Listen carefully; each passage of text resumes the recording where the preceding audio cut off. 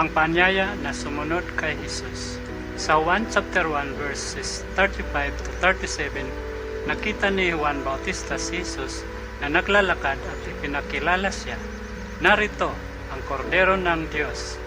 Nang marinig ito ng 2 disipulo ni Juan, agad silang sumunod kay Jesus. Tinanong nila siya, "Saan ka nakatira?" Sumagot si Jesus, "Halika at makikita mo." Pumunta sila at nanatili kay Jesus ng buong araw. Ang simpleng paanyayang ito, "Halika at makikita mo," ay simula ng kanilang paglalakbay bilang mga alagad. Ang tawag na sumunod kay Jesus ay hindi lamang isang paanyaya, kundi isang buhay na magbabago. Hindi pinipilit ni Jesus ang sinuman, bagkus iniimbitahan niya tayong lahat na, "Halika at makikita mo."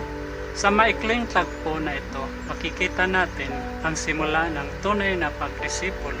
Nagsisimula sa pag-usisa, humahantong sa pagkatuklas at nagtatapos sa isang buong pusong pagsunod. Katulad ng mga unang alagad, tinatawagan din tayo ni Jesus na makasama siya. Kapag tinanggap natin ang paanyaya niya, nagsisimula tayong makakita ng buhay sa kanyang pananaw. At unti-unti, nagbabago ang ating mga puso. Ang mahalaga ay tumugon tayo sa kanyang paanyaya.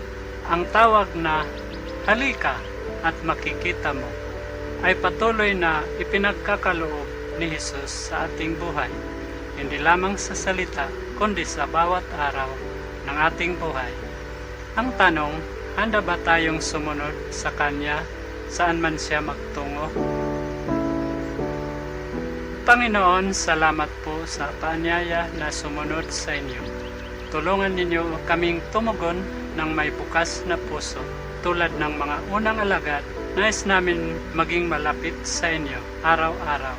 Matutunan mula sa inyo at hayaan ang inyong presensya na magbago sa aming buhay. Palakasin ninyo po ang aming pananampalataya at ipakita sa amin kung saan ninyo nais kaming dalhin. Sa pangalan ni Jesus, Amen.